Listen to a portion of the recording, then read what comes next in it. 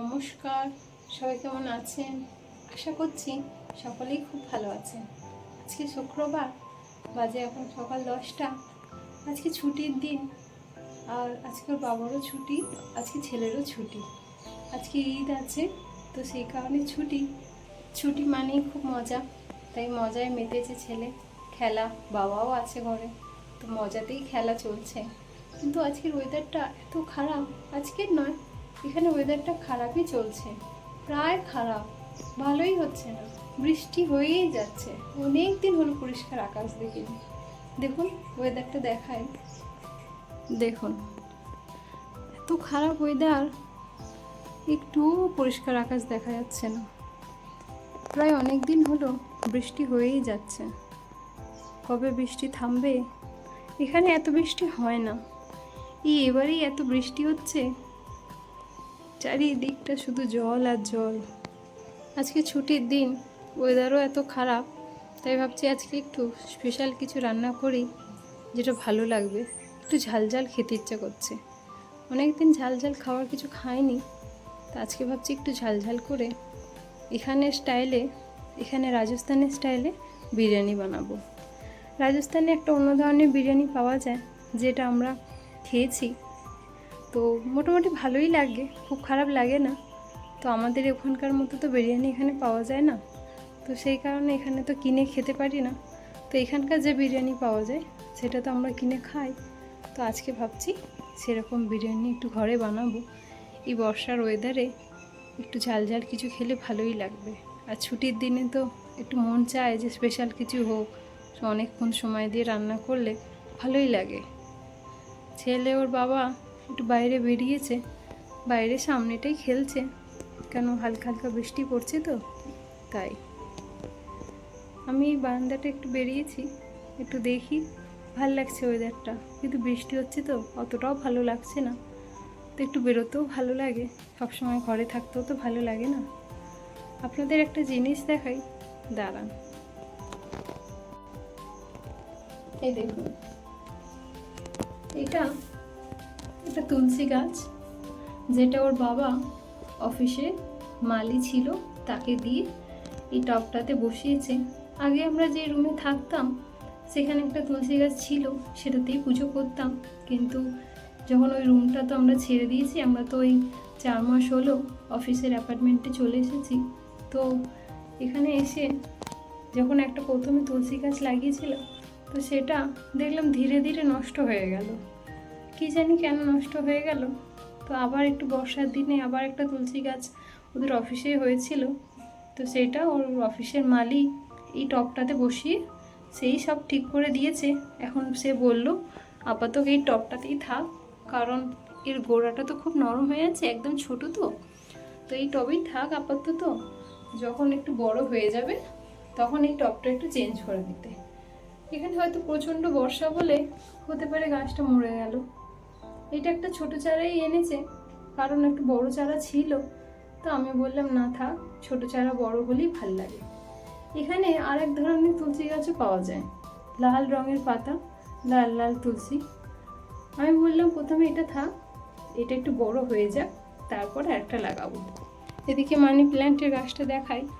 যে মানি প্ল্যান্টের গাছটা আপনাদের দেখাচ্ছিলাম, যেটা একদমই বাড়ছিল না, ছোট ছিল, এই টাবটাতে ছিল, এই যে দেখুন এই টাবটাতে ছিল। এখন এই টাবটা থেকে যখন চেঞ্জ করে এই টাবটাতে একটু বড় টাবে দেওয়া হয়েছে, তো দেখছি ভালোই গ্রো হচ্ছে। আসলে টবটা মনে ছোট হয়ে গেছিলো, একটু বড় জায়গায় দিতে আবার ঠিকঠাক বাড়ছে। এদিকে এখানেও একটা প্ল্যান্ট লাগিয়েছি।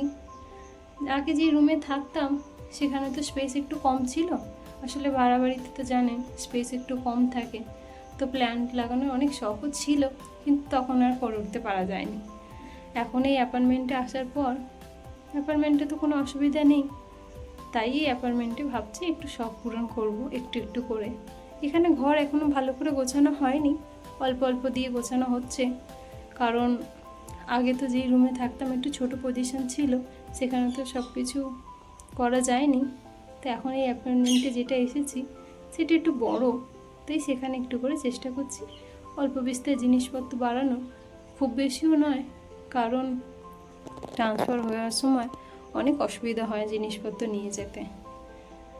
সেই কারণে একটু অল্প বিস্তরই জিনিস বাড়াচ্ছি, যাতে মনটাও ভালো লাগে। সারাদিন তো ঘরেই থাকা হয় একা, যদি একটু এসব নিয়ে সময় কাটানো যায়। চলুন তাহলে ঘরের ভেতর যাই। অনেকক্ষণ হলো এখানে এসেছি, একটু ঘুরেছি, সময়ও চলে যাচ্ছে। রান্না বসাই, একটু সময় লাগবে রান্না করতে, নাহলে লেট হয়ে যাবে দুপুরের খাবারটা। ভেতরে যাই, গিয়ে রান্না শুরু করি। আর আজকে একটা স্পেশাল রান্না করবো, বিরিয়ানি এখানকার। তো চলুন দেখাই।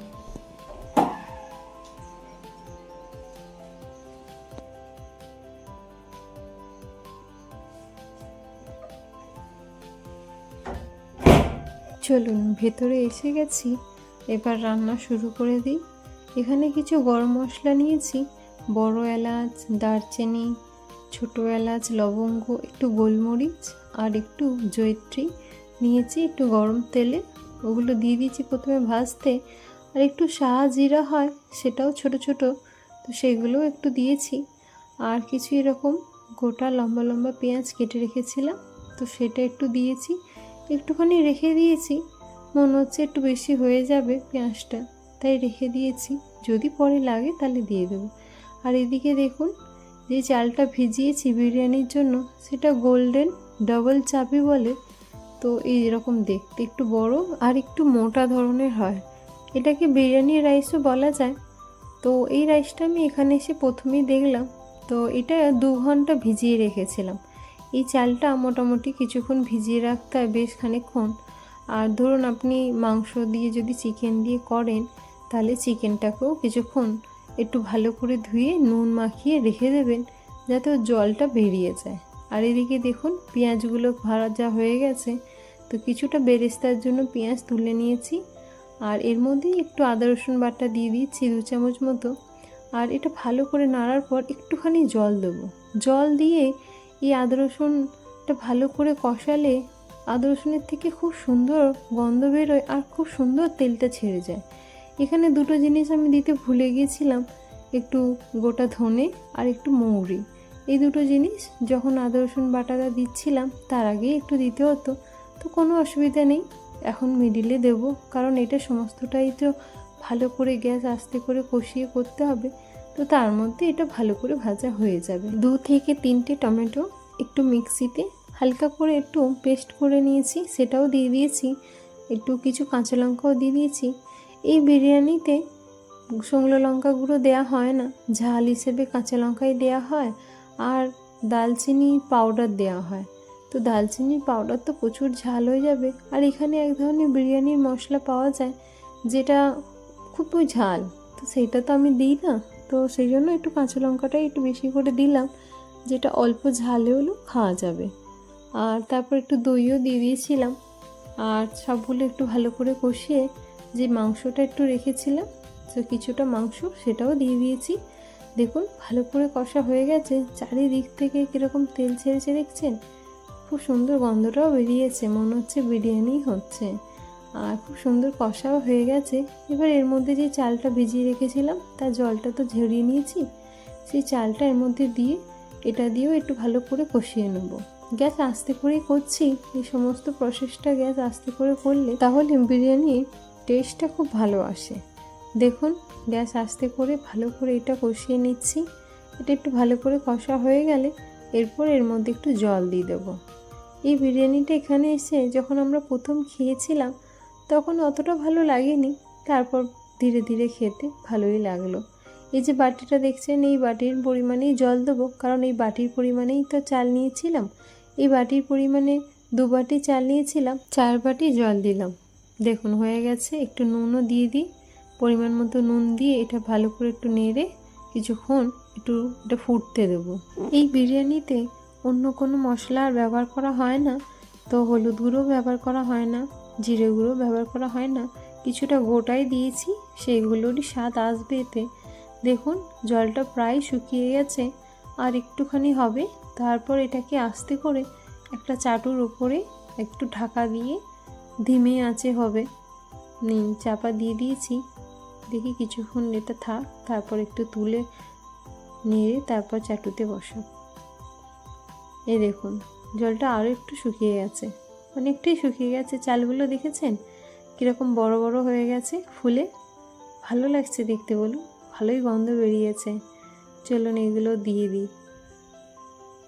এবার এটাকে ঢেকে দেবো, আর এটাকে নাড়াচাড়া করব না। এবার এটা বিরিয়ানির যেমন দম দেয় সেরকম দম দিয়েই বসাবো। এই দেখুন চারুটা বসিয়ে দিয়েছি, এবার চাপা দিয়ে দিই আর গ্যাসটাকে আস্তে করে এটা 15 মিনিট রাখবো। তারপর 15 মিনিট গ্যাস বন্ধ করে রাখবো। এর সাথে একটু রায়তা বানিয়ে নিচ্ছি, একটু দই এটা দিয়ে ফাটিয়ে রেখেছিলাম, তার মধ্যে কিছু পেঁয়াজ কুচি দিয়ে দিয়েছি, একটু টমেটো কুচিও দিয়েছি, একটু শসা কুচিও দিয়েছি, আর একটু ধনেপাতা দিয়েছি, একটু বিট নুন দিলাম, আর একটু জিরে গুঁড়ো দিলাম, দিয়ে ভালো করে নাড়িয়ে নিয়েছি। দেখুন খুব সুন্দর রায়তা তৈরি। এই বিরিয়ানির সাথে রায়তার কম্বিনেশনটা খুব ভালো যায়, খুব সুন্দর লাগে বিরিয়ানির সাথে রায়তা। দেখুন হয়ে গেছে, গ্যাস অনেকক্ষণ আগেই বন্ধ করে দিয়েছিলাম। দাঁড়ান ধীরে ধীরে তুলে নিই। এইভাবে তুলতে অসুবিধা হচ্ছে, দাঁড়ান এখানটা রেখে এবার তুলে নিন। রেডি হয়ে গেছে। ওর বাবাকে একটু পরিবেশন করে দিই, একটু স্যালাডও দিয়ে দিচ্ছি আর একটু রায়তাও দিয়ে দিই। চলুন ওর বাবাকে দিয়ে আসি তাহলে। ওর বাবাকে দিয়ে এসে তারপর ছেলেকে নিয়ে বসাবো খাওয়াতে। ছেলেকে একটু ধরে খাইয়ে দিতে হবে। চলুন নিয়ে যাই, গিয়ে ওর বাবাকে দিয়ে আসি আগে।